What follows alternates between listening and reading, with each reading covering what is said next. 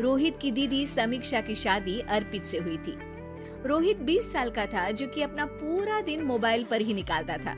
कभी पबजी खेलता तो कभी यूट्यूब चलाता। एक दिन अर्पित और समीक्षा के मम्मी पापा से मिलने आते हैं और देखते हैं कि रोहित मोबाइल से हटने को तैयार ही नहीं है। अरे रोहित, तुम्हारी तो आईआईटी की परीक्षा है ना? तुम तैयारी नहीं कर रहे हो परीक्षा की? वो सब तो मोबाइल पर ही हो जाएगा। ये देखिए, ये है गूगल। इससे जो भी पूछो वो सब बता देता है। तो आखिर कागज क्यों बर्बाद करूं? अरे पर तुम इन प्रश्नों की तैयारी बिना लिखोगे कैसे? उसमें क्या है, ये देखिए नोटपैड, बिल्कुल कॉपी जैसा है, इसी पर कर लूंगा। हम जब तुम्हारी उम्र के थे तब हम दोस्त मिलकर प्रश्न हल किया करते थे। उससे हमारी हैंडराइटिंग की भी प्रैक्टिस हो जाती थी और समय का भी अंदाजा लग जाता था। और फिर साथ में हम एक दूसरे की मदद भी कर देते थे अगर कोई अटक जाए तो। आपका जमाना अलग था जीजा जी, अभी जमाना फास्ट और स्मार्ट हो गया है। जमाना क्या, अब तो फोन भी स्मार्ट हो गया है। समय के साथ बदलना पड़ता है जीजा जी। अब बस भी कीजिए आप, हर चीज को लेक्चर में बदल देते हैं। रोहित अच्छा कर लेता है परीक्षा में। इतने में अर्पित के सास ससुर जी आ जाते हैं हॉल में और अर्पित इस बारे में बात नहीं करता। हालांकि अर्पित को लगता तो है कि पूरी तरह मोबाइल पर लगे रहना सही नहीं है, पर वो इस बात को और नहीं छेड़ता। ऐसे ही 2 दिन निकल जाते हैं। समीक्षा, मुझे काम से फोन आया था, मुझे वापस काम पर लौटना पड़ेगा। पर हमें आए हुए तो 2 ही दिन हुए हैं, अभी चले गए तो माँ और पापा को अच्छा नहीं लगेगा ना। अच्छा ठीक है, तुम रुक जाओ, मैं काम खत्म करके फिर लौट आऊंगा। एक काम कीजिए ना, परसों रोहित भी परीक्षा के लिए निकलेगा, आप उसी के साथ निकल जाना। दोनों वैसे भी बात नहीं करते, साथ में जाएंगे तो हो सकता है आप लोग आपस में बातचीत भी करने लग जाओ।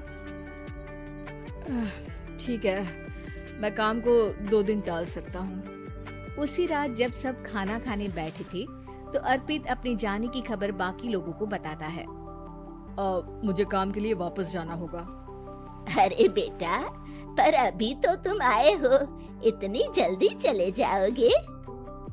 नहीं माँ जी, समीक्षा यहीं रहेगी और मैं जल्दी काम खत्म करके वापस आ जाऊंगा। ठीक है, काम भी जरूरी है। वैसे कब निकलोगे बेटा? 2 दिन में। मैंने सुना है कि उस दिन रोहित को भी परीक्षा के लिए जाना है, तो कल मैं दोनों की टिकट करा लेता हूँ बुक। मेरी टिकट रहने दीजिए जीजा जी, मैं तो फोन से ही करवा लूंगा। हाँ, पर कोई दिक्कत हो गई तो?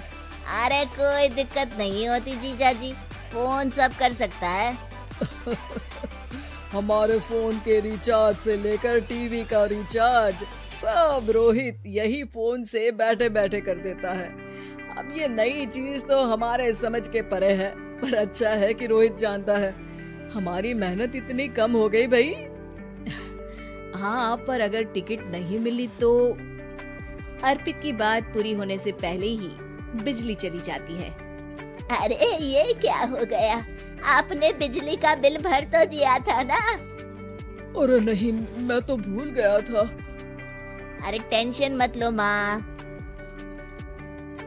देखा जीजा जी, आप बिजली का बिल भी भर सकते हो, समय बदल गया है। एक बार फिर अर्पित इस बात पर बहस नहीं करता। अगले दिन जाकर अपनी टिकट करवाता है और पैकिंग कर रहा होता है जब शाम को अचानक से रोहित के चिल्लाने की आवाज आती है। नहीं, प्लीज प्लीज हो जा, ऐसा मत कर यार, प्लीज हो जा। अरे क्या हो गया रोहित?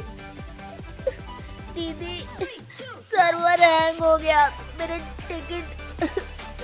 टिकट नहीं हो पाई दीदी। क्या मतलब टिकट नहीं हो पाई? इतने में वहाँ रोहित की मम्मी और पापा भी आ जाते हैं। अरे क्या हो गया? माँ, मेरा टिकट नहीं हो पाया, सर्वर डाउन हो गया। अरे पर तूने तो बोला था कि हो जाएगा। हो जाता है, पर अब क्या करूँ, ये क्या हो गया? अब कल की तो कोई बस भी नहीं है, ना ही अब टिकट मिलेगी ट्रेन की कल के लिए। मुझे तो कोई रास्ता नहीं दिख रहा। अब फिर लगता है मेरा ये साल बर्बाद हो जाएगा।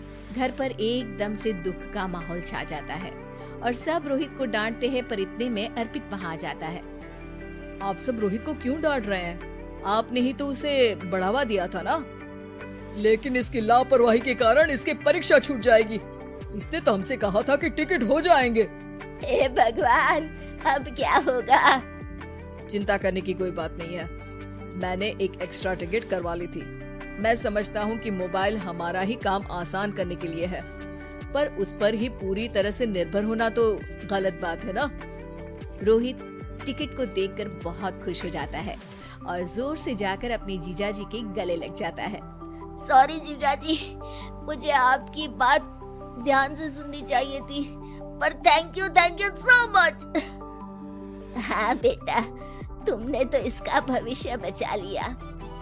शिक्षा, दूसरों से मदद मांगना गलत नहीं, पर दूसरों पर निर्भर हो जाना गलत है।